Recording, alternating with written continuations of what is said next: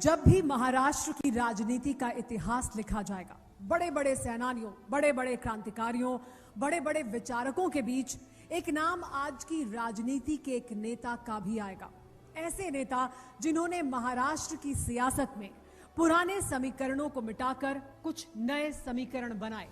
ऐसे समीकरण जिनकी बदौलत चुनाव के रण में Bharatiya Janata party driving seat पर आ गई। उस हस्ती को मंच पर बुलाने से पहले एक नजर उनके राजनीतिक सफर पर डाल लेते हैं।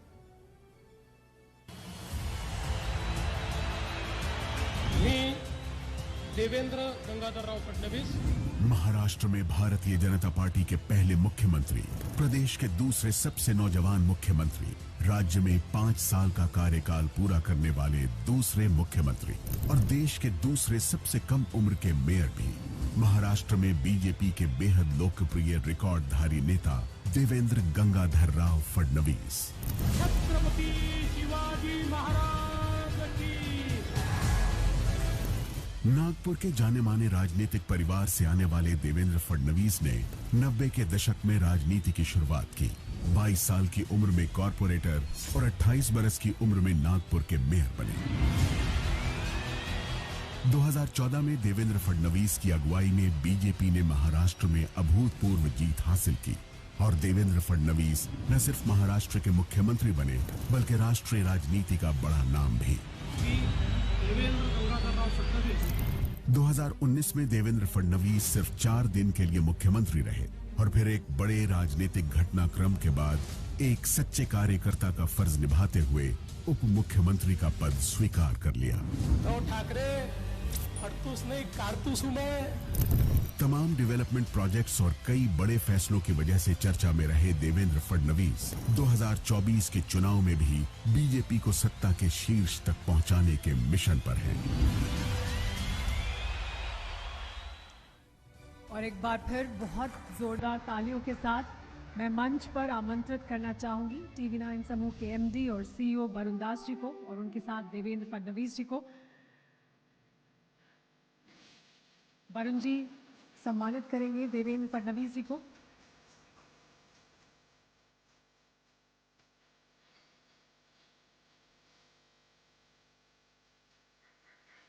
बुके और एक शॉल के साथ देवेंद्र फडणवीस जी को सम्मानित कर रहे हैं TV9 समूह के MD और CEO Varun Das ji. Thank you so much Varun ji. और अब मैं आमंत्रित करना चाहूंगी मंच पर मेरे सहयोगी निशांत चतुर्वेदी को इस सेशन को आगे बढ़ाने के लिए।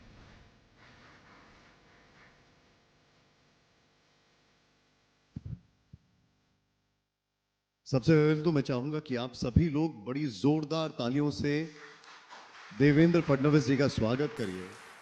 इतनी मसरूफियत, इतनी व्यस्तता और इतने सारे पल पल पॉलिटिकल चेंजेस के बावजूद भी उन्होंने हमारे लिए समय निकाला। आपका बहुत आभार। Thank you, it's my pleasure. Thank you very much sir. Sir, पहले आपको कोट करता हूं। मेरा पानी उतरता देख, मेरे किनारे पर घर मत बसा लेना, मैं समंदर हूं, लौट कर वापस आऊंगा। मुख्यमंत्री के पद से इस्तीफा देते वक्त आपने यही कहा था। 2024 में क्या समंदर वापस लौट कर आने वाला है? समंदर लौट कर आएगा, सभी साथियों को लेकर आएगा और मैं ऐसा मानता हूं कि 2024 जो है ये महाराष्ट्र में और देश में एक नया इतिहास रचा जाएगा। Bharatiya Janata party, Shiv Sena, NCP, RPI, ये जो एक बृहद अलायंस है हमारा, जिसको महायुति कहते हैं, ये पूरी मेजॉरिटी के साथ सरकार तैयार करेगी। तो मैं आपसे ये सवाल को थोड़ा सा ट्वीक करके पूछता हूं, ये संदेश आपने किसको दिया था कि मैं वापस आऊंगा? ये मैंने जो संदेश दिया था विपक्ष के नेता के रूप में दिया था। जो लोग मेरे पीठ में खंजर घोंपने के बाद ये मानते थे कि देवेंद्र फडणवीस समाप्त हो गया, ये उनके लिए संदेश था कि मैं समंदर हूं, लौट कर आऊंगा और लौट कर आया। क्या हम ये समझे यहां पर जितने भी लोग हैं, इस सवाल का ये जो स्टेटमेंट था इसका अर्थ ये है कि मैं वापस आऊंगा और सीएम बन के आऊंगा? देखिए, सीएम बनना ये मेरी प्राथमिकता हो ही नहीं सकती। 5 साल मैं सीएम रह चुका हूं और थोड़ी देर पहले जो फिल्म थी उसमें छोटी गलती थी, 4 दिन नहीं 3 ही दिन का सीएम था मैं, आपने 4 दिन कह दिया। मैं 5 साल पूरा सीएम रहा हूं, इसलिए अब सीएम बनना वगैरह कोई प्राथमिकता नहीं है। महाराष्ट्र में महायुति की सरकार आए, ये प्राथमिकता है। एक बहुत बड़ा विकास का एजेंडा हमने शुरू किया है महाराष्ट्र को बदलने वाला, जो आप देख सकते हैं जो ऑन ग्राउंड शुरू हो चुका है, उसमें खलल न पड़े। एक ऐसी सरकार आए जो उन कामों को बंद न करे, उसको चलता रहने दे, महाराष्ट्र को आगे बढ़ने दे, ये प्राथमिकता है। मुख्यमंत्री बनना ये प्राथमिकता हो ही नहीं सकती। नहीं, लेकिन अगर ये बात है तो फिर लोकसभा के ऐसे नतीजे क्यों आए? देखिए, लोकसभा में तो एक फेक नैरेटिव चला था। पहले मैं आपके सामने लोकसभा के नतीजों को स्टैटिस्टिकली रखना चाहूंगा कि लोकसभा में जो महाविकास आघाड़ी है उनको मिले 43.9% और हमको मिले 43.6%। मात्र 0.3% से वो हमसे आगे रहे, लेकिन सीटों का बड़ा उलटफेर हुआ। इसके 2 कारण थे। एक था फेक नैरेटिव, जिसमें संविधान बदलेगा, आरक्षण जाएगा, इस प्रकार का नैरेटिव जो फैलाया गया, हम लोग उसको काउंटर नहीं कर पाए। शायद मैं ऐसा मानता हूं कि महाराष्ट्र में हम लोग ओवर कॉन्फिडेंस में थे, इसलिए जिस ताकत के साथ उसको काउंटर किया जाना चाहिए था हमने नहीं किया। हमको लगा नहीं कि इतना असर करेगा, लेकिन उसका असर हुआ। हमारे खिलाफ लोग लामबंद हुए और उसके कारण एक प्रॉब्लम हमारे सामने ये हुआ कि वोट्स का पोलराइजेशन हुआ। और दूसरा, महाराष्ट्र में एक वोट जिहाद भी हुआ, जिस वोट जिहाद में जिस प्रकार से धार्मिक स्थलों से लोगों को अपील की गई कि इस प्रकार से वोटिंग करो, अगर आप वोटिंग नहीं करोगे तो आप अल्लाह के साथ धोखा करोगे, अपने भगवान के साथ धोखा करोगे, इस प्रकार का जो अपील हुआ, तो उसका मैं केवल नमूने दाखिल आपको बताना चाहता हूं कि धुले जैसी सीट, जिसमें एक लोकसभा में 6 विधानसभा आती है, 5 विधानसभा में 1,90,000 से हम आगे हैं, और मालेगांव सेंट्रल में 1,94,000 से हम पीछे गए और 4,000 से हम सीट हारे। तो ये जो वोट जिहाद हुआ, ये दोनों चीजें थी। लेकिन अब परिस्थितियां क्या बदली है? पहली तो परिस्थिति ये बदली है कि फेक नैरेटिव ब्रेक हो चुका है। लोग ये जानते हैं कि संविधान बदलने वाला नहीं है, लोगों को पता है आरक्षण पर कोई खतरा नहीं है, और सबसे बड़ी बात, अपने हाथ में संविधान लेकर घूमने वाले राहुल गांधी अमेरिका में जाकर कहते हैं कि आरक्षण को समाप्त करना पड़ेगा, उसका फॉर्मूला वो बताते हैं, और उनके ही नाना पटोले यहां आकर उसका समर्थन करते हैं। तो अब हमको लोगों को बताने की जरूरत नहीं है, ये फेक नैरेटिव भी समाप्त हो चुका है। और वोट जिहाद के माध्यम से जिस प्रकार से एक सीट से एक लोकसभा खत्म की जा सकती थी, अब ऐसा नहीं हो सकता। अब एक सीट से पूरी लोकसभा या 6 सीट इन्फ्लुएंस नहीं की जा सकती। तो मैं ऐसा मानता हूं कि जो परिस्थितियां तब बनी थी वो परिस्थितियां समाप्त हो चुकी है, और अब मुझे पूर्ण आत्मविश्वास है कि हम लोग ये चुनाव जीतेंगे। उद्धव जी कहते हैं, आप वोट जिहाद का जिक्र कर रहे हैं, कि मदरसों की शिक्षकों की सैलरी बढ़ाना ये होता है वोट जिहाद। पहली बात तो ये है कि मदरसों में केवल धार्मिक शिक्षा न हो, वहां पर गणित सिखाया जाए, वहां पर साइंस सिखाया जाए, और वहां अंग्रेजी सिखाई जाए, ताकि मदरसों में जो बच्चे पढ़ते हैं वो केवल धार्मिक शिक्षा न ले। इसके लिए यह स्कीम शुरू हुई थी। इस स्कीम के तहत एक प्रस्ताव हमारे कैबिनेट के सामने आया कि सभी प्रकार के शिक्षकों के जो मानधन है उसको बढ़ाया गया है, तो इसका भी बढ़ाया जाए। कैबिनेट ने उस पर विचार भी किया था, लेकिन आपकी जानकारी के लिए बता देता हूं, उस समय निर्णय होने के बाद हमारे ध्यान में यह आया कि अगर इसको बिना जांच के हम लोग कर दे, तो आज कई मदरसे ऐसे, कई, मैं सब नहीं कहूंगा, कई मदरसे ऐसे हैं जहां जिहादी शिक्षा चल रही है। जो केवल मदरसे नहीं है, वहां पर जिस प्रकार से देश विरोधी तत्व चल रहे हैं। आपको ऐसे मदर से मिले यहाँ पे? बिल्कुल है, सब जगह है। हम लोगों को कुछ इंटेलिजेंस भी उसका है, इसलिए हमारी सरकार ने उसको रोक दिया। उसका कोई जीआर नहीं निकला, उसको रोक दिया गया और हमारी सरकार ने तय किया है किसी भी हालत में ऐसा कोई निर्णय नहीं होगा। देखिए, हम धर्म के नाम पर डिस्क्रिमिनेशन नहीं करना चाहते। अगर बच्चे पढ़ना चाहते तो उनको हम पढ़ाएंगे, उसके लिए पैसा खर्च करना पड़े तो करेंगे, लेकिन उसके नाम पर जो जिहादी इस प्रकार की चीजें सिखाते हैं उनको सरकार का पैसा मिले, ये हमको नहीं चलेगा। इसलिए उसको रोक दिया गया है। चुनाव के बाद इसकी तफ्तीश होगी और जहां पर जिहादी शिक्षा होती है उनको कोई मदद नहीं मिलेगी। आप बहुत बड़ी बात कर रहे हैं। थोड़ी देर पहले नाना पटोले हमारे साथ थे, मैंने उनसे यही सवाल पूछा और उन्होंने एक काउंटर दिया। उन्होंने कहा बीजेपी हिंदू वोट बैंक का वोट जिहाद करती है, वो एक ऑल्टरनेटिव वोट जिहाद करती है, रिवर्स वोट जिहाद करती है। देखिए, पहले तो हिंदू इस शब्द के साथ जिहाद शब्द जुड़ता ही नहीं है, क्योंकि हिंदुत्व में जिहाद तो है ही नहीं। और हिंदुत्व का अर्थ क्या है? सहिष्णुता है। इस देश का हिंदू तत्व है, वो सहिष्णु है। इसलिए इस देश में हमारे जो मुस्लिम समाज के लोग हैं वो भी महफूज रहते, वो भी यहाँ तरक्की करते। और आप ईमानदारी से अगर हमारे मुस्लिम भाइयों को पूछेंगे तो वो ये बताएंगे कि पाकिस्तान से ज्यादा हम भारत में महफूज है, तरक्की कर रहे हैं, भारत में कोई डिस्क्रिमिनेशन हमारे साथ नहीं होता। तो मुझे ये लगता है कि यहां पर अगर जिस प्रकार का वोट जिहाद हमने देखा, ऐसा अगर हिंदू कभी करते तो शायद इस देश का चेहरा ही अलग होता। लेकिन हिंदू ये हमेशा सहिष्णु होता है। सहिष्णुता ये हिंदुत्व का प्रमुख तत्व है। इसीलिए ये देश सेक्युलर है, इसीलिए ये देश डेमोक्रेटिक है। हिंदुत्व के कारण ही सेक्युलरिज्म और डेमोक्रेसी इस देश में जिंदा है। संजय राउत वो कहते हैं कि जब महाराष्ट्र में रहने वाले गुजरात के जो लोग हैं, गुजराती समुदाय के लोग हैं, वो बीजेपी को वोट करते हैं तो वो भी एक वोट जिहाद है। देखिए, पहले तो संजय राउत वगैरह इस लेवल के व्यक्तियों के वक्तव्यों को मैं जवाब नहीं देता। कोई मेरे लेवल का अगर व्यक्ति होगा तो उसके बारे में आप सवाल पूछिए। आखिर एक नेता ने भी अपनी लेवल तय करनी होती है ना, तो मेरे लेवल का कोई है तो पूछिए। आपने वोट जिहाद का जिक्र किया, क्या ये एक ही सिक्के का दूसरा पहलू है? वहां पर कहा जाता है बटोगे तो कटोगे, और यहां पर वोट जिहाद जिससे कि दूसरी तरफ यूनाइट हो जाए। क्या ये टर्म इसलिए कॉइन किया गया है कि वहां पे डिवीजन ना हो? नहीं, देखिए, बटोगे तो कटोगे, इसमें गलत क्या है?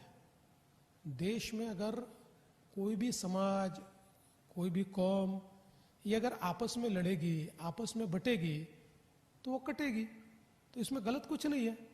जो सही बात है वो कही गई है। और मैं ऐसा कहता हूं कि ये वोट जिहाद जो है ये वास्तविकता हम लोगों ने देखी है। मैं तो महाराष्ट्र में आपको 8 लोकसभा के क्षेत्र ऐसे कहता हूं कि जिन क्षेत्रों में वोट जिहाद के भरोसे ही कांग्रेस जीती, अदरवाइज कांग्रेस जीती नहीं सकती। तो अब क्या होगा? मैंने बता दिया। अब वो इसलिए सक्सेसफुल नहीं होगा कि आप 5 जगह जीतते हो और एक कॉन्स्टिट्यूएंसी से 5 कॉन्स्टिट्यूएंसी को काटते हो। अब ये 5 कॉन्स्टिट्यूएंसी तो अलग हो गई।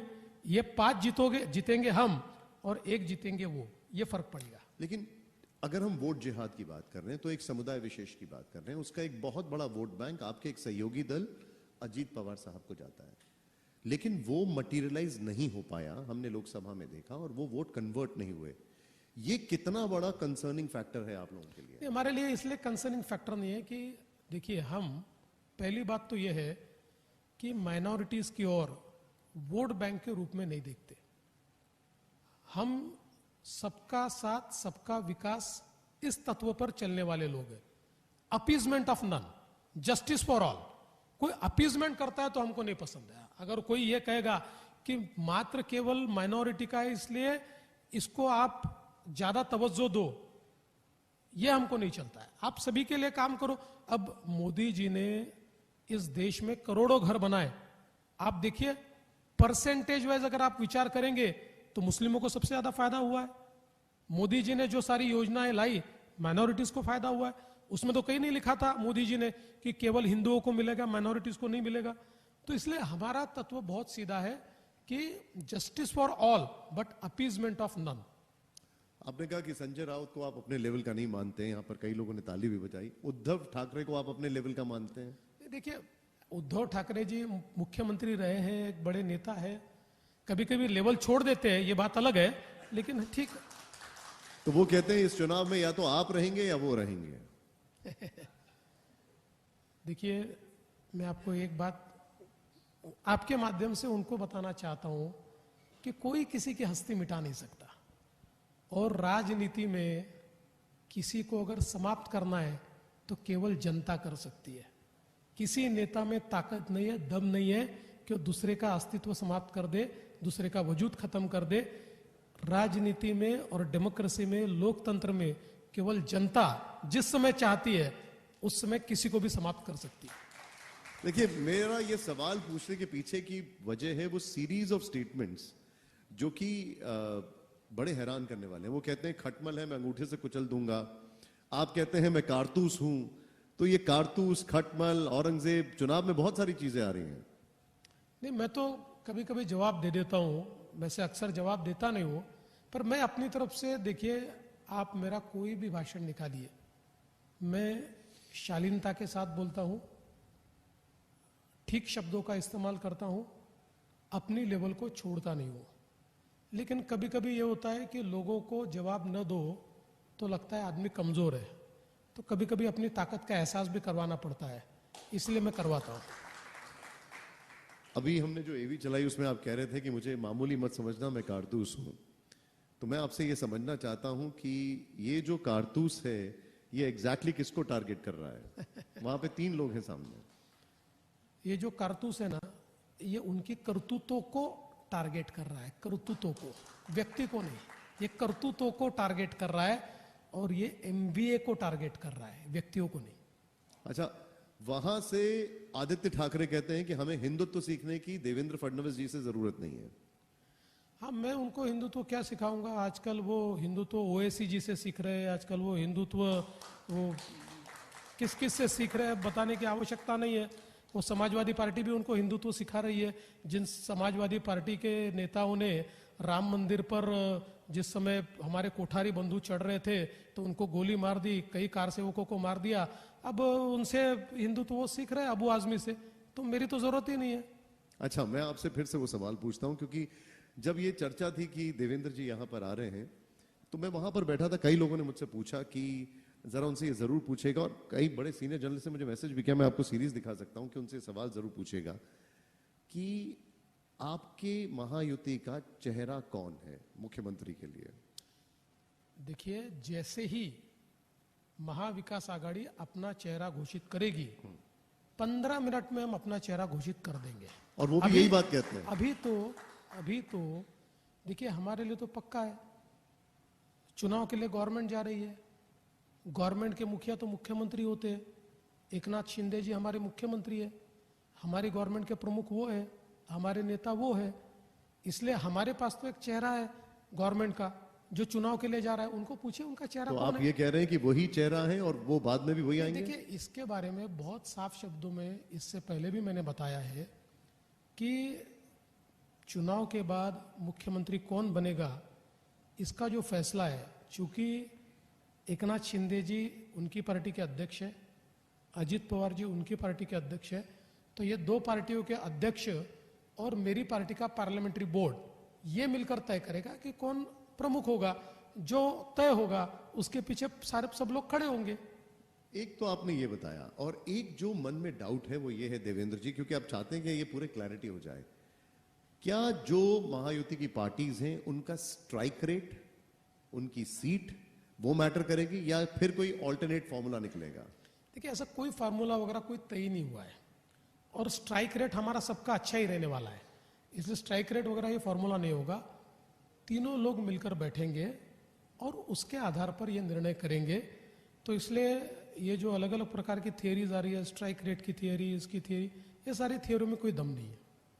एक चर्चा बहुत गर्म है देवेंद्र जी, आप आ गए हैं तो बहुत सारी चीजें खुल के आ रही हैं कि इस बार देवेंद्र जी के सामने चर्चा है, अब आप बताइएगा कि कुछ बहुत बड़ा ऑफर है, अगर महायुति जीती तो दिल्ली में कुछ बड़ी चीज उनका इंतजार कर रही है।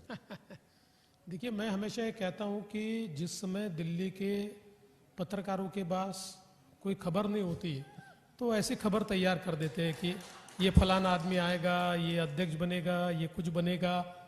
देखिए, ऐसा होता नहीं है, कोई ऐसी ऑफर भी नहीं होती है। भारतीय जनता पार्टी ऐसी है जिसमें व्यक्ति अपना फैसला नहीं करता, नेता अपना फैसला नहीं करता, अपने जो बड़े नेता होते हैं, अपना जो पार्लियामेंट्री बोर्ड होता है वो मिलकर फैसला करता है। तो मेरे लिए तो ये बात पक्की है, क्योंकि आपका आगे प्रश्न आने वाला है तो अभी जवाब दे देता हूं कि मेरी पार्टी मुझे दिल्ली जाने को कहेगी, दिल्ली रहूंगा, मुंबई जाने को कहेगी तो मुंबई रहूंगा। और मेरी पार्टी ने कहा कि देवेंद्र जी अभी आप बहुत हो गया, अब आपकी उपयोगिता नहीं है, आप घर जाओ, तो घर चला जाऊंगा। देखिए, अब देवेंद्र जी के मन की बात क्या है? यही मन की बात है, दूसरी कोई मन की बात ही नहीं है, यही मन की बात है। क्या- जो पार्टी कहेगी वो करना है। क्या दिल्ली दूर है, महाराष्ट्र में मन है? देखिए, अब तो ये बात साफ है कि देवेंद्र फडणवीस अपने मन से नहीं चलता, पार्टी के मन से चलता है। इसीलिए पार्टी ने जिस समय कहा कि आपको उप मुख्यमंत्री बनना है, तो 5 साल मुख्यमंत्री रहने वाला देवेंद्र फडणवीस 1 मिनट भी हिचकिचाया नहीं, उप मुख्यमंत्री बन गया। तो इसलिए हमारे लिए हमारा वजूद नहीं है, क्योंकि हम ये जानते हैं मेरा वजूद मेरी पार्टी के कारण है। मेरी पार्टी ने मुझे मुख्यमंत्री बनाया, इसलिए मैं मुख्यमंत्री बना। मैं कोई टैग लेकर पैदा तो नहीं हुआ था, या कोई ऐसा राजपत्र लेकर तैयार नहीं हुआ था कि इनके बाद इनका नंबर है इसलिए ये मुख्यमंत्री बनेंगे। मेरी पार्टी ने मुझे अवसर दिया तो मैं मुख्यमंत्री बना। इसलिए मुझे लगता है कि जो फैसला करेगी पार्टी वो फैसला मंजूर करूं। लेकिन देखिए, इसके लिए तो मैं चाहूंगा एक बार जोरदार ताली हो। जिस तरीके से आपने अपनी पार्टी का जो उनका स्टैंड था वो एक्सेप्ट किया। लेकिन एक स्टेटमेंट, अगर मैं गलत नहीं हूं तो मुझे याद आ रहा है, आपने कहा था कि जब ये फैसला हुआ तो मुझे भी थोड़ा झटका लगा था और थोड़ा सा हैरानी हुई थी। तो इसलिए मैं पूछ रहा हूं, मन कहां पर लगेगा? नहीं, देखिए, हैरानी क्यों हुई थी, क्योंकि जिस समय सरकार बन रही थी उस समय मेरे नेताओं से मैंने चर्चा की थी कि चूंकि मैं 5 साल मुख्यमंत्री रहा हूं और ये तय था कि शिंदे जी को मुख्यमंत्री बनाएंगे, तो मुझे सरकार से बाहर रखिए, क्योंकि लोगों को ये लगेगा कि आदमी कितना लालची है, ये तो सत्ता के बिना रह ही नहीं सकता। 5 साल मुख्यमंत्री रहा, अब मंत्री बन रहा है, उप मुख्यमंत्री बन रहा है, तो मुझे बाहर रखिए। तो ये बात पहले मेरे नेताओं ने हाँ कही थी, मेरे नेताओं ने उसको मान्यता दी थी। इसीलिए मैंने प्रेस कॉन्फ्रेंस में शिंदे जी का नाम घोषित किया और मैंने कहा मैं सरकार से बाहर रहूंगा, मैं पार्टी का काम करूंगा और सरकार को पूरी मदद करूंगा। लेकिन उसके बाद पार्टी ने ये सोचा कि भाई मेरी जरूरत है अंदर ये सरकार चलाने के लिए, तो पार्टी ने जब मुझे कहा तो थोड़ा झटका इसीलिए लगा कि अरे ये तो तय हो गया था कि मैं बाहर रहूंगा, अब पार्टी कहती है। लेकिन मैंने 1 मिनट भी सोचा नहीं, मैंने प्रतिवाद नहीं किया, मैंने कहा ठीक है जो आप कहते हैं मैं करूंगा। इस विषय में मैं आप इस चैप्टर को क्लोज कर रहा हूं। एक लास्ट सवाल इस विषय पर, चाहे वो शंकर चौहान हो या नारायण राणे हो, मुख्यमंत्री बनने के बाद ये कैबिनेट में गए, इसीलिए मन में सवाल आता है कि क्या एक ऑप्शन देवेंद्र जी के लिए वहां पर है? जी मैं समझा नहीं। चाहे वो शंकर चौहान हो या नारायण राणे हो, महाराष्ट्र की पॉलिटिक्स के बाद वो केंद्र में कैबिनेट में आते हैं और इसलिए मैं पूछ रहा हूं क्या ये ऑप्शन है एक आपके सामने? देखिए, मेरी उपयोगिता जहां पर मेरी पार्टी समझेगी वहां मुझे ले जाएगी, जो काम देगी। देखिए, देवेंद्र फडणवीस ने जो काम स्वीकारा, आप देख लीजिए, मेरा इतिहास निकाल कर देखिए। अब मैं तो विधानसभा में 25 साल पूरा कर रहा हूं, मेरा इतिहास निकाल कर देखिए, जो रोल मुझे दिया, जो रोल मैंने पूरा न्याय किया। मैं अपने आप को झोंक देता हूं, इसलिए जो काम कहेंगे, दिल्ली, मुंबई, नागपुर, घर जाओ, हर चीज में पूरी जान झोंक देना, ये मेरा काम है। अब क्योंकि पुरानी बातें छिड़ गई हैं तो एक स्टेटमेंट मुझे आपका याद आ रहा है। आपने कहा कि शरद पवार और एनसीपी आपके संपर्क में थे लोकसभा चुनाव के दौरान। क्या हुआ था वो वाकया?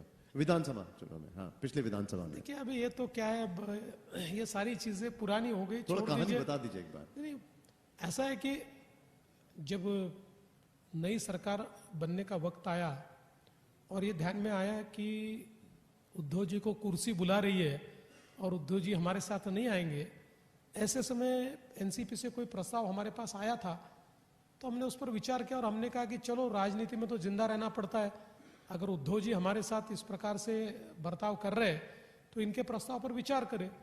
तो इसलिए फिर हमारी कुछ मीटिंगें हुई, शरद पवार जी के साथ हुई, ये तय हुआ हम मिलकर सरकार तैयार करेंगे। हमने सारे निर्णय ले लिए और निर्णय लेने के बाद जब बस शपथ लेंगे ऐसी परिस्थिति आई तो शरद पवार जी पीछे हट गए और उन्होंने अपना फैसला बदल लिया। उन्होंने फैसला बदला लेकिन अजीत दादा हमारे साथ आए और हम लोगों ने वो जो आपने दिखाया 72 घंटे की शपथ, ये उस समय हमने ली थी।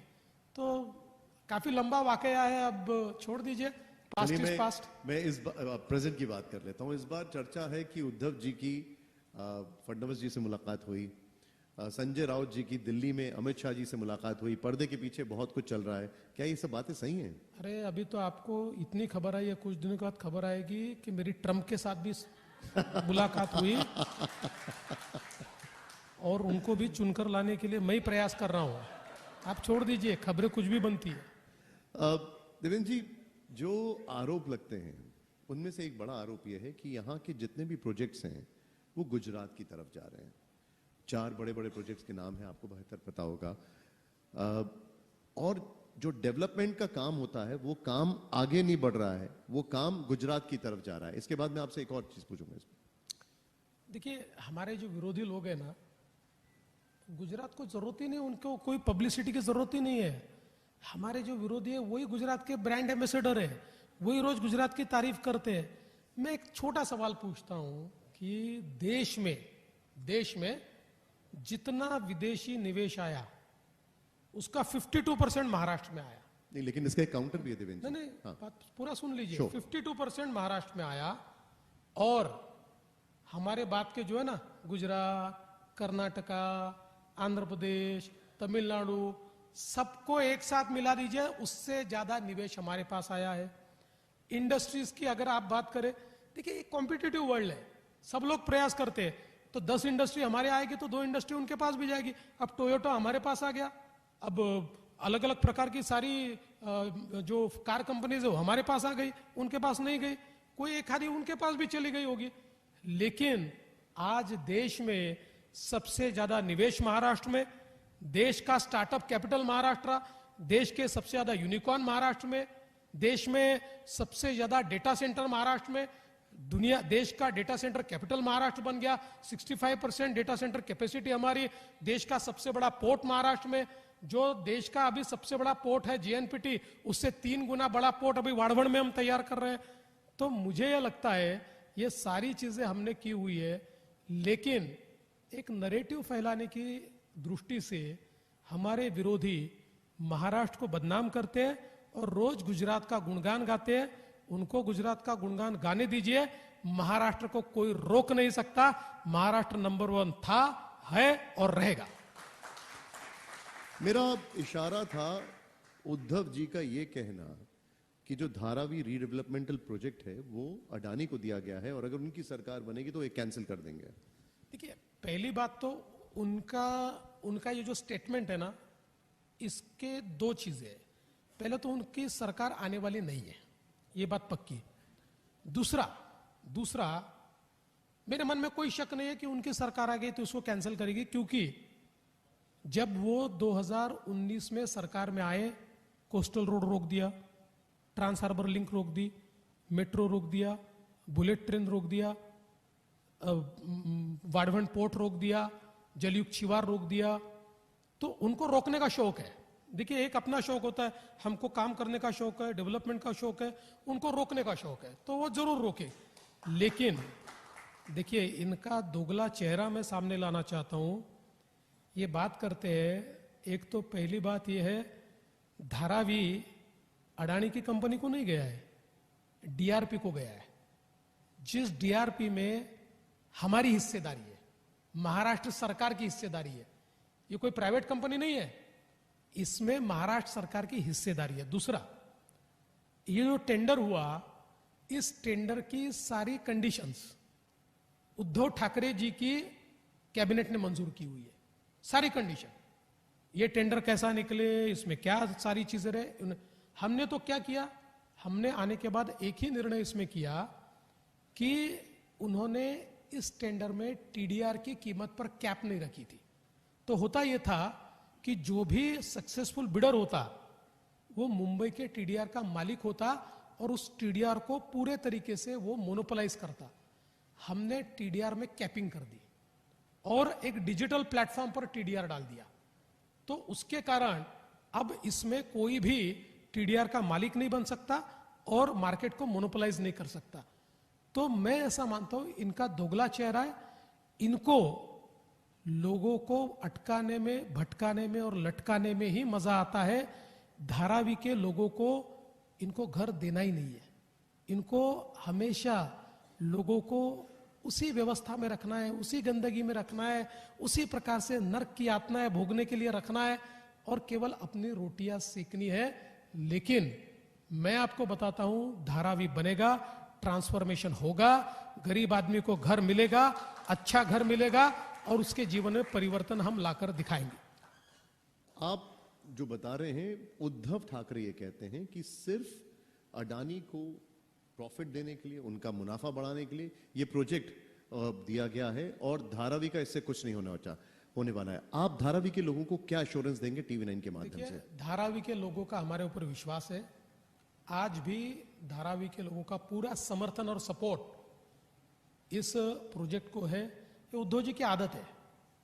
अगर उनकी सरकार आती ना तो वही अडानी जी का गुणगान गाते हैं। मैं आपको सच बता रहा हूं। देखिए, हमारे यहां पर देश की सबसे बड़ी रिफाइनरी आने वाली थी। उस रिफाइनरी को उद्धव जी ने विरोध किया, उसको कैंसिल करने लगाया, उसको रोकने लगाया और जब खुद सरकार में आए तो केंद्र सरकार को लेटर लिख दिया कि रिफाइनरी तैयार कीजिए। तो ये उनकी आदत है। अगर वो सरकार में होते और धारावी का प्रोजेक्ट अगर अडानी के पास जाता या इस प्रकार से अगर उसमें सक्सेसफुल बिल्डर अडानी होता तो उनको कोई प्रॉब्लम नहीं था। क्या उनके काल में अडानी कंपनी ने कोई काम नहीं किया है महाराष्ट्र में? देख लीजिए कितने काम उनके कालों में मिले। तब तो चलते थे अडानी। अरे भाई, हमको क्या है, हमको अडानी रहे, ए रहे, बी रहे, सी रहे, जो सक्सेसफुल बिल्डर है उसको काम देना है। ये कहा जाता है आपकी तरफ से कि उद्धव ठाकरे ने अपने वैल्यूज और अपनी आइडियोलॉजी को कॉम्प्रोमाइज किया कांग्रेस के साथ जाकर, शरद पवार के साथ जाकर। वो कहते हैं कि अजीत पवार के साथ जाकर आपने भी अपने वैल्यूज और अपनी आइडियोलॉजी को कॉम्प्रोमाइज किया। देखिए, अजीत पवार हमारे साथ आने के बाद हम लोग हिंदू हृदय सम्राट शिवसेना प्रमुख बाला साहब ठाकरे को जनाब बाला साहब ठाकरे नहीं बोलते, लेकिन वो शरद पवार जी के साथ और कांग्रेस के साथ चले गए तो उन्होंने हिंदू हृदय सम्राट बोलना छोड़ दिया, जनाब बाला साहब ठाकरे बोलना चालू कर दिया, उर्दू में कैलेंडर छापना चालू कर दिया उन्होंने। आपने देखा होगा, बाकी तो छोड़ दीजिए जी, बाकी सब चल सकता है, लेकिन उनके कैंपेन में पाकिस्तान के झंडे दिखे। भाई ठीक है, हरा झंडा भी मैं समझ सकता हूं, पाकिस्तान के झंडे दिखे, हमारे इसमें तो नहीं दिखे। तो देखिए, कोई किसी के साथ जाए, सवाल ये होता है कौन किसके रंग में रंगता है। अजीत पवार जी हमारे रंग में रंग गए और उद्धव ठाकरे जी शरद पवार और कांग्रेस के रंग में रंग गए। नहीं, लेकिन वो आपके पुराने रंग का जिक्र करते हैं और बोलते हैं कि आपने कहा था चक्की पीसिंग 70,000 करोड़ का इरिगेशन स्कैम, और अब आप उनके साथ हैं। देखिए, सबसे बड़ी बात इसमें यह है कि जो स्कैम हमने निकाला था, इसके अंदर करीब 23 एफआईआर हुए, कई अधिकारियों के ऊपर कार्रवाई हुई, कई अधिकारी जेल में गए, कई के ऊपर केसेस चल रहे। तो एक बड़ा उसका लंबा ये रहा है। तो ये तो स्कैम हुआ था। अब ये जरूर था कि उस समय हमने अजीत पवार जी पर भी आरोप लगाया था, क्योंकि वो मिनिस्टर थे, मिनिस्टर के रूप में उनकी जिम्मेदारी थी, इसलिए हमने उन पर आरोप लगाया था। तो हमने कोई गलत बात नहीं की थी, मिनिस्टर की तो जिम्मेदारी होती है। लेकिन अब 10, 11, 12 साल उसमें निकल गए, सारी तफ्तीश हो गई, जिनके ऊपर सजा मिलनी उनके ऊपर सजा भी मिल गई। अब मैं तो ये समझ नहीं सकता हूं कि 2.5 साल तो अजीत दादा के साथ ये बैठे हुए थे गले में गला डाल के, अब उनसे दूर चले गए तो ये खफा हो गए और उनके ऊपर बोलना चालू हो गया। तो आप क्या अजीत दादा को ईमानदार नेता मानते हैं? देखिए, मैं कौन सर्टिफिकेट बांटने वाला हूं? मेरे पास थोड़ी सर्टिफिकेट पड़े हुए, ये ईमानदार, ये बेईमान, मेरे पास नहीं है। अच्छा, अब मैं बात करता हूं एक डिपार्टमेंट की जिसको लेकर बहुत चिंता है, और वो है लॉ एंड ऑर्डर जी। अभी अभी बाबा सिद्दीकी जी हमने देखा क्या हुआ, उसके अलावा बदलापुर में हमने देखा क्या हुआ। अगर एनसीआरबी का डेटा देखें तो क्राइम अगेंस्ट विमेन में नंबर 2 पर यूपी के बाद। क्या ये सारी चीजें आपको लगता नहीं है ये सारी चीजें सॉर्ट करना बहुत जरूरी है, खासकर तब जब एक बहुत बड़ा महिला वोट बैंक आपकी तरफ देख रहा है और लोकसभा में उनकी वोटिंग कम हुई थी इस बार। देखिए, पहली बात तो यह है कि कोई भी घटना होती है तो वो सीरियस ही है और ये स्टेट की जिम्मेदारी भी है कि ऐसी घटनाएं न हो और अगर घटनाएं होती है तो उसमें न्याय मिले। लेकिन हर चीज स्टैटिस्टिक्स से अगर हम देखें तो उसका जवाब भी होता है और इसलिए चूंकि आपने स्टैटिस्टिक्स की बात कही है तो मैं आपको कहना चाहता हूं कि एनसीआरबी का डेटा ये पढ़ने की एक पद्धति है और वो पद्धति क्या है, एनसीआरबी में पर लाख पॉपुलेशन के पीछे कितना क्राइम होता है ऐसा वो पढ़ा जाता है। तो एब्सोल्यूट क्राइम में आपको नंबर महाराष्ट्र का बड़ा दिखेगा क्योंकि देश का 2 नंबर का सबसे बड़ा राज्य है, 12 करोड़ की यहां की पॉपुलेशन है। आप 15 लाख के गोवा के साथ इसका कंपैरिजन नहीं कर सकते, लेकिन 1 लाख लोगों के पीछे महाराष्ट्र में क्राइम अगेंस्ट वुमेन कितना क्राइम होता है अगर देखे, महाराष्ट्र 17th नंबर पे, 17वें। हालांकि 17वें नंबर पे इसके लिए मैं बहुत कोई उसकी तारीफ नहीं करूंगा क्योंकि क्राइम तो हो रहा है, उसको कैसे रोका जाए। लेकिन आप अगर देखेंगे, वापिस मैं बोलता हूं स्टैटिस्टिकली नहीं बोलना चाहिए, लेकिन अगर आप उद्धव ठाकरे जी जब चीफ मिनिस्टर थे उस कार्यकाल को 2.5 साल वो देखे, कोविड के समय भी क्राइम अगेंस्ट वुमेन में स्पाइक हुआ है। पॉक्सो के केसेस में तो 3 गुना 4 गुना स्पाइक हुआ है। उसके बाद हमारी सरकार आने के बाद वो धीरे धीरे नीचे आया है। देखिए, सवाल ये नहीं है कि किस केस में कितने केसेस हुए, सवाल ये है कि ऐसी केसेस न हो इसके लिए हम क्या कर सकते हैं और अगर केस होती है तो हम कितनी तेजी के साथ आरोपियों को पकड़ते हैं, कितनी तेजी के साथ हम ऐसी केसेस को निर्गति की ओर, यानी जो आरोपी है उसको सजा हो, इसकी ओर कितनी तेजी के साथ जाते हैं। तो मैं ये बता सकता हूं कि 2022 में क्राइम अगेंस्ट विमेन, इसमें हमारी चार्जशीट जो 2 महीने में 60 डेज में जानी चाहिए, इसका प्रमाण करीब 55% था, अब उसको 92% पर हमने लाया, 92% पर। और बहुत बड़े पैमाने पर चीजें हमने की है विमेन सेफ्टी के लिए। मैं एक बार तारीफ करना चाहूंगा क्योंकि ये बहुत सारे लोगों को नहीं पता होगा, ये जो 92% बताया ये पहली शुरुआत होती है और सबसे इंपॉर्टेंट शुरुआत होती है। जोरदार जरा एक बार ताली बजाइए इसके लिए। और विमेन सेफ्टी के ऊपर बहुत सारी चीजें हमने शुरू किए। स्पेशली देखिए, हमारे ध्यान में आया कि स्कूलों में कई मोलेस्टेशन के प्रकरण सामने आ रहे हैं दुर्दैव से। देखिए, शिक्षक तो भगवान की तरह होता है, लेकिन कुछ स्कूलों में शिक्षकों के माध्यम से, कुछ स्कूलों में स्टाफ के माध्यम से ऐसे प्रकरण हमको दिखाई पड़े। अब हम लोगों ने let the children speak up, वो बोले, इसलिए हम लोगों ने व्यवस्था की है कि जो महिला पुलिसकर्मी है वो स्कूलों में जाए, बच्चों के साथ अलग से बात करे, उनको कॉन्फिडेंस दे, अगर उनको कोई तकलीफ देता है तो बच्चियां उस बारे में बताए, ऐसी चीजें शुरू की है। मैं हमेशा ये कहता हूं कि घटनाएं तो घटनी नहीं चाहिए, पर घटनाएं घटने के बाद अगर वो दबा दी जाए तो ये उससे भी खराब है। इसलिए ऐसी घटनाएं बाहर आकर उन घटनाओं के ऊपर कार्रवाई होना ये बहुत महत्वपूर्ण है। क्योंकि आप यहां पर हैं और हम बहुत सारे इश्यूज पर एकदम क्रिस्टल क्लियर चीजें सुन रहे हैं आपसे। एक और इशू, और उससे पहले मैं बताना चाहूंगा, चाहे वो उद्धव ठाकरे हो, चाहे चुनाव के नतीजे हो, मुख्यमंत्री एकनाथ शिंदे हैं, लेकिन फायरिंग रेंज पर आप क्यों रहते हैं हमेशा?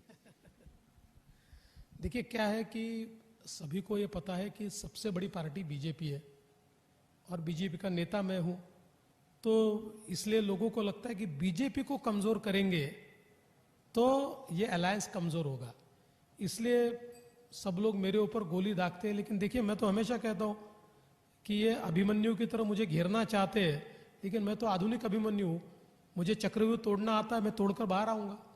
तो मैं आपसे ये जानना चाहूंगा कि मराठा आंदोलन पर क्या आपको दिखाई दे रहा है, क्या स्टेटस है? देखिए, मराठा आंदोलन जो चल रहा है, इसमें यह आंदोलन शुरू कब हुआ? ये आंदोलन 1980 में शुरू हुआ। 1982 में जो एक यहाँ पर अन्ना साहब पाटिल करके विधायक हुआ करते थे, उन्होंने उस समय के कांग्रेस के चीफ मिनिस्टर को कहा कि आप 3 दिन में अगर मराठा समाज को आरक्षण नहीं दोगे तो मैं अपनी जान दे दूंगा। उन्होंने नहीं दिया तो इन्होंने अपने आप को गोली मार ली। तब से लेकर 2014 में हमारी सरकार आने तक मराठा समाज के कई लोगों ने आंदोलन किए। पवार साहब 4 बार मुख्यमंत्री बने, कांग्रेस के दर्जनों मुख्यमंत्री बने, किसी ने मराठा समाज को आरक्षण नहीं दिया। मैं मुख्यमंत्री बना, मैंने मराठा समाज को आरक्षण दिया। मैं जब तक मुख्यमंत्री था, हम हाईकोर्ट में जीते, सुप्रीम कोर्ट ने भी स्टे देने से इनकार किया। फिर वापस एमवीए की गवर्नमेंट आई, मराठा आरक्षण रद्द हो गया। फिर हमारी सरकार आई, शिंदे जी की सरकार में हमने मराठा आरक्षण वापस दिया। शिंदे जी की सरकार में दिया हुआ मराठा आरक्षण अभी भी जारी है। महाराष्ट्र में मराठा समाज को 10% आरक्षण है। अभी जो लोग आंदोलन कर रहे हैं उनका कहना है कि हमको वो आरक्षण नहीं चाहिए, हमको ओबीसी में आरक्षण चाहिए। मराठा समाज को ओबीसी में दीजिए। मैंने उनको इतना ही कहा है कि भाई आप कहते हो ना, तो शरद पवार जी से, उद्धव ठाकरे जी से और कांग्रेस से लिखवा लो कि उनकी सरकार आने के बाद वो मराठा समाज को ओबीसी में आरक्षण देने के लिए तैयार है, आप उनको समर्थन दे दो। आप कितने कॉन्फिडेंट है कि इस मामले पे अदालत इसको अप्रूव कर देगी? देखिए, अभी तक तो अदालत ने उसको स्ट्राइक डाउन नहीं किया है। मैं आपसे एक चीज जानना चाहता हूं, ये मनोज जरांगे जी आपके इतने खिलाफ क्यों हैं?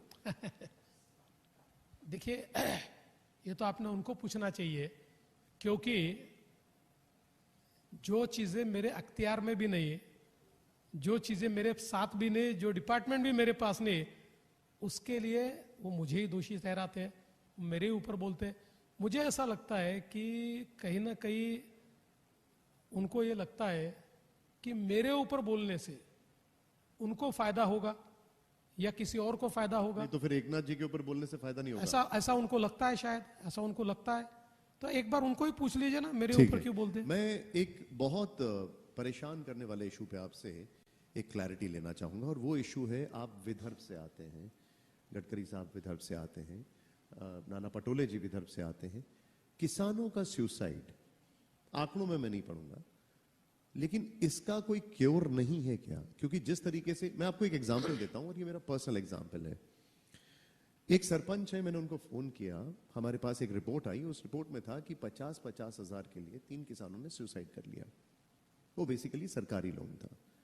मैं उन सरपंच से संपर्क में हूं आज भी। आप सोचिए उन्होंने मुझसे क्या मांगा? पैसे नहीं, एम्बुलेंस। उन्होंने कहा कि आप एम्बुलेंस दे दीजिए, यहां पर अक्सर ऐसे केसेस होते रहते हैं। इसको आप कैसे देखते हैं? देखिए, पहली बात तो यह है कि एक भी किसान आत्महत्या करता है तो स्टेट के लिए शर्मनाक है, लेकिन किसानों की आत्महत्या का ये सिलसिला, ये इसको गलत शब्द है लेकिन विरासत कही है, ये विरासत कांग्रेस ने दी हुई विरासत है।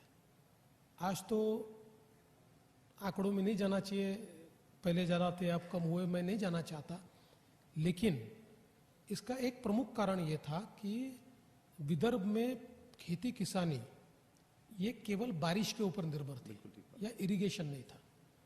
5 साल में हमारी सरकार ने विदर्भ में करीब 25,000 करोड़ रुपए के प्रोजेक्ट्स किए हैं, और अब धीरे धीरे सारे इलाकों में पानी आ रहा है। क्योंकि आप जानते हैं इरिगेशन का एक प्रोजेक्ट कम से कम 7 साल लेता है, 6 साल लेता है, बड़ा प्रोजेक्ट। और मैं प्रधानमंत्री मोदी जी का भी आभार व्यक्त करूंगा कि उन्होंने हमको मदद की, उन्होंने हमको पैसा दिया। विदर्भ के 90 प्रोजेक्ट हम लोगों ने 5 साल में कंप्लीट किए, और करीब 25 प्रोजेक्ट ये 75-80% तक हमने लाए।